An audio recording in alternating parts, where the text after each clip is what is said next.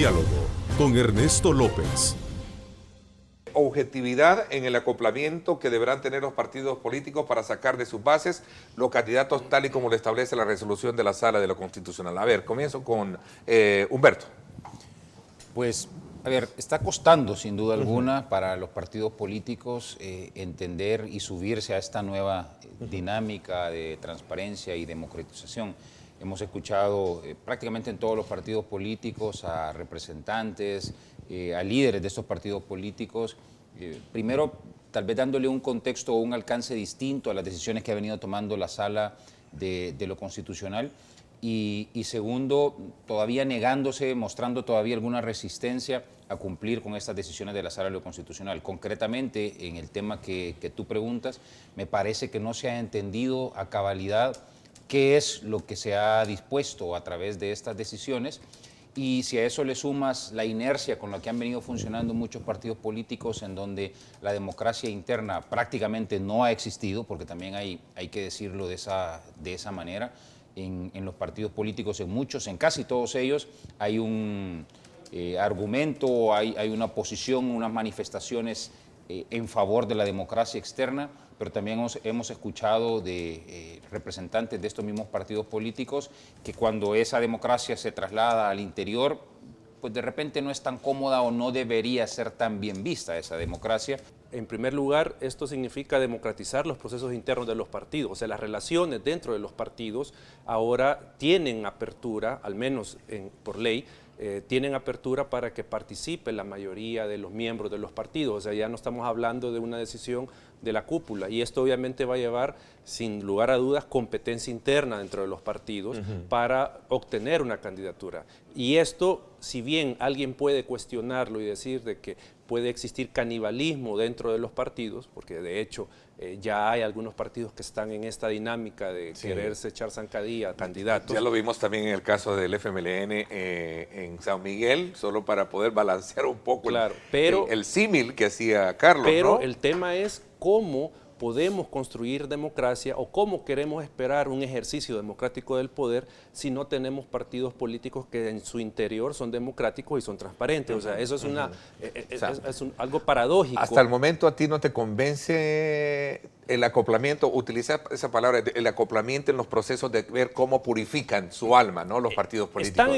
Están en ese proceso. Recordemos que la ley de partidos es de 2013. Pero lo están haciendo obligados. No, claro. O sea, es evidente. Pero están en proceso. O sea, obviamente es una cuestión que viene de una sentencia de la Sala, porque recordemos que la ley cuando se aprobó en 2013 no tenía estos elementos de democracia interna, no tenía los elementos de transparencia, de acceso a la información, eso de rendición de cuentas, eso no existía en la ley. Entonces es por una sentencia de la Sala de lo Constitucional que empujó este tema. Pero igual, es entendible, estamos hablando de partidos de más de 30 años con una dinámica que no tiene nada que ver con la democracia, o sea, han sido partidos verticales, cerrados, que ahora, ante esta apertura que significa la democracia interna, compartir poder, porque esto significa compartir poder.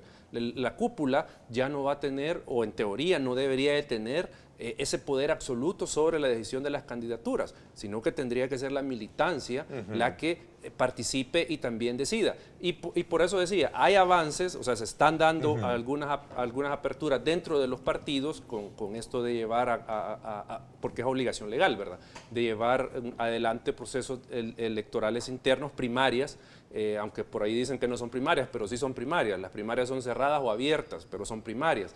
En esa medida hay resistencias que pueden ser naturales, pero que tenemos que ir avanzando en romper esa resistencia de los partidos. Pero eso lo que nos muestra es la falta de capacidad todavía interna de los partidos para sobrellevar las diferencias. O sea, ese pluralismo de ideas y esa diversidad social que tenemos en la sociedad, obviamente todavía no están listos para cómo solucionar de forma institucional estos problemas, porque sobre el caso hay una diversidad de señalamientos, que no hay una base legal para la sanción o para el retiro del jefe de comunicaciones, que no hubo sanción, o sea, hay una serie de datos que están ahí todavía inconclusos, pero que al final lo que nos va mostrando es esa falta de capacidad que creo yo que con el tema de democracia interna es que se tiene que ir construyendo un mecanismo o mecanismos de cómo dirimir este tipo de casos a lo interno de los partidos políticos. A ver, pero asumiendo el papel del ausente,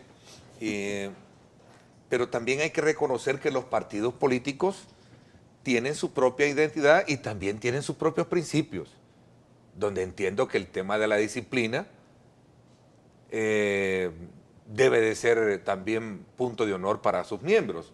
Lo decía anoche René Portillo Cuadra en el programa de mi amigo Nacho Castillo, donde decía, a ver, pues si nosotros somos de un partido de principios, de valores, y si alguien no los comulga, pues... Pero es que habría que revisar realmente esa carta de principios y valores, porque yo he estado en Arena toda mi vida militando. Sí. Y hace hoy estás en el exilio hace unos 3, 4 años. Como nuestro buen amigo Alfredo Menalago y otros. Y te diré que por parte de intolerancia de algunas personas, porque no es el partido, personas como yo nos hemos separado en su momento de esa militancia partidaria. O sea, que esto que está pasando ahora no es algo nuevo también. O sea, ha pasado por toda la vida dentro de los partidos políticos y hay algunos que nos hemos separado por no compartir esas visiones de algunos dirigentes, porque el problema no es el partido. Pero en el caso puntual de esto del joven, o sea, el tema aquí es cómo muestran esa intolerancia a poder pensar diferente. O sea, los principios de Arena no te dicen que no puedes expresar ese tipo de opiniones y ese tipo de posiciones. Lo que tenés que hacer es debatirlo al interior del partido y mayoritariamente tomar decisiones. Exacto. Y el que no le parezca puede tomar su camino posteriormente, si pero digamos, no podés imponer, no podés callar a la gente. Yo no creo que los jóvenes estos que se han mencionado quisieran imponer una visión dentro del partido. Su opinión. Exacto, o sea, y eso es lo que no se puede estar sancionando, el tema de la diversidad del pensamiento, porque esto se convierte en una censura, se convierte en una, al final, ataque contra la libertad de pensamiento. Y no lo entiendo porque he escuchado explicaciones de los representantes del partido, de algunos diputados, y los argumentos han sido muy distintos en realidad. Es decir, hay poca claridad al final de cuentas, uno puede especular, pero hay poca claridad en el discurso oficial porque todavía no se ha especificado, todavía no hay certeza, hay una gran incertidumbre de cuáles fueron las razones por las que estos jóvenes fueron, primero uno separado de su cargo y por qué los demás acuerparon esa salida del partido. Ahora, lo que sí es cierto, y en eso coincido plenamente, es que lo único que esto está mostrando es un problema que no es exclusivo del Partido Arena, es un problema que atañe a todos los partidos políticos y que si los partidos políticos no le ponen pronta atención a estos problemas, van a quedarse muy atrás de estas nuevas exigencias ciudadanas y es esa intolerancia a la diversidad de ideas. Yo creo que en eso coincidimos absolutamente todos, independientemente de cuáles son los principios rectores, porque uno de los principios rectores que debe seguramente tener todo partido político, y estoy seguro que Arena lo tiene, es justamente el de la democracia. Y la democracia pasa por tolerar las ideas distintas. Obviamente que hay ciertas políticas, hay ciertas decisiones, hay cierto respeto al corazón de la ideología político-partidaria que puede tener un determinado instituto, pero hay otros temas, como los que se han mencionado aquí por mis colegas panelistas, que van más allá y que trascienden de una mera ideología político-partidaria. Este conflicto se ha desatado por temas religiosos en el fondo. O sea, si tú ves el antecedente, yo pienso que no, sí, hay un componente religioso, más no morales. creo que sea el 100% es un el tema de moralidad, religioso, pero hay un pero lo componente que pasa es que el religioso importante. presidente del partido tiene tras de sí un elemento religioso muy fuerte. Muy fuerte. Y está bueno. Sectores. Cada Y, quien no, y tiene se le su derecho a respeta, hacer pero sus también principios. él debe de respetar al resto de miembros de Arena y no puede imponer su visión ideológica o sus creencias, los principios en Sí, los que él por cree, eso- no puede imponerlos en el partido. Por eso cuando tú hacías mención, Ernesto, a los principios, que bueno, que deben sujetarse a esos principios, la pregunta era los principios de quién.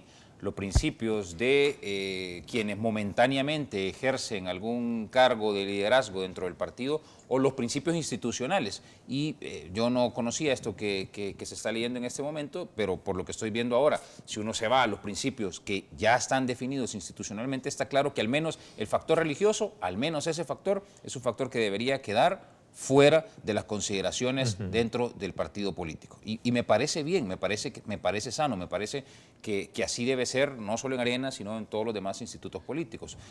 Tiene un componente religioso, sí, creo que hay otros componentes ahí de carácter moral, si se quiere ver de alguna forma. Ayer en horas de la noche Medardo González me ratificó como candidato para los comicios de 2018.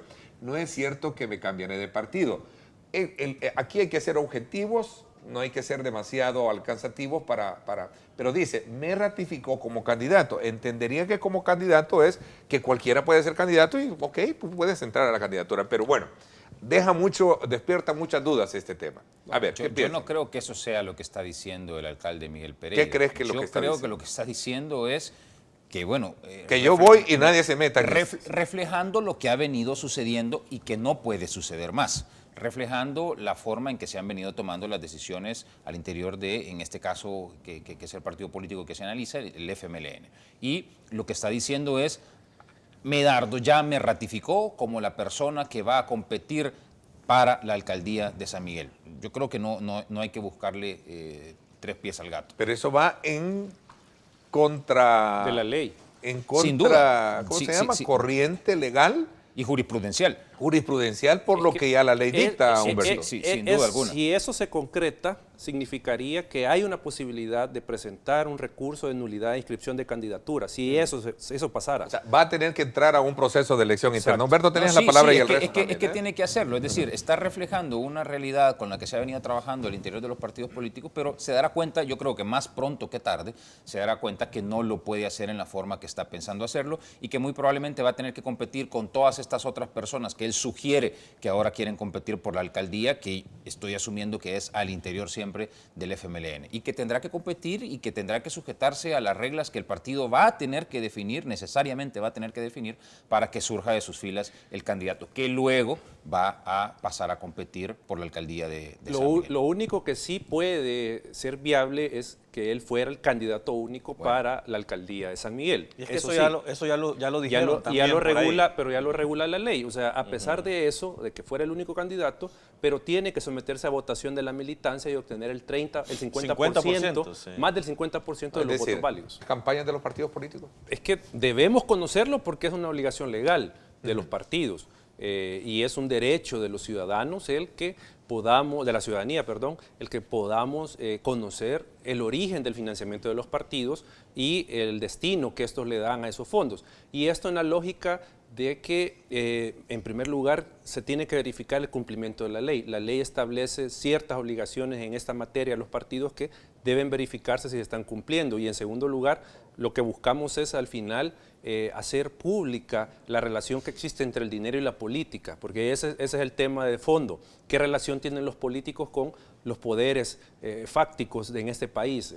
O sea, obviamente digo hacerlo público porque hay quienes ya lo conocen, ya lo saben y se puede intuir, pero el tema es ponerle esta información a la ciudadanía de qué sectores están detrás apoyando a los partidos. ¿Por qué? Porque en esa medida el ciudadano puede emitir un voto informado en primer lugar.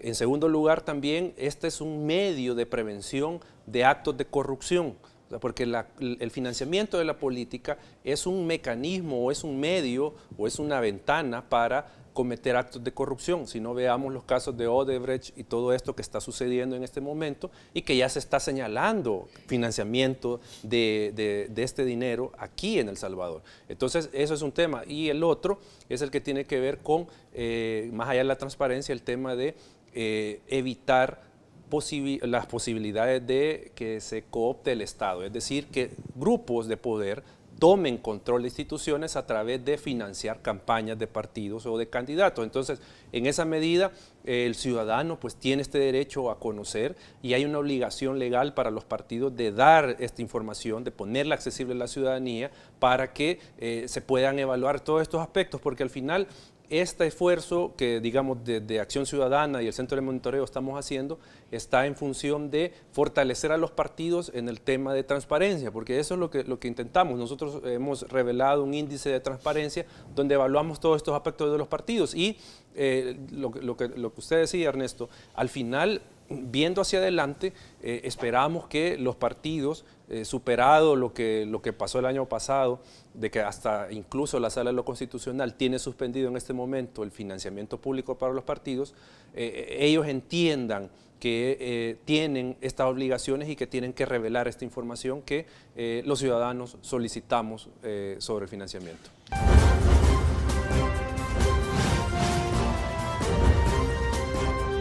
Diálogo con Ernesto López.